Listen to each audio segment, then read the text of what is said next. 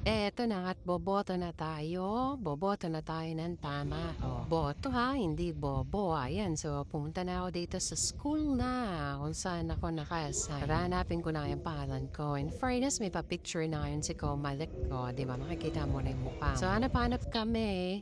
Di ako makita ni Kuya kahit sinabi ko na yung presinto ko. Yung anak ko pa nga nakakita o yung tinuro ako.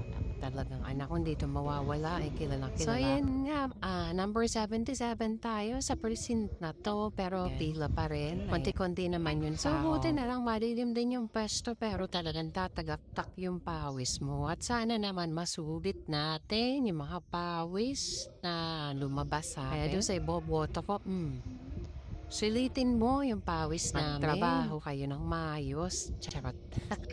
Ayan, so yan, pumasok na ako sa room at boboto na nga ako. Siguro na rin nga ang eksena at hanapin yung pangalan mo ulit at pipirma ka tapos magtatammark.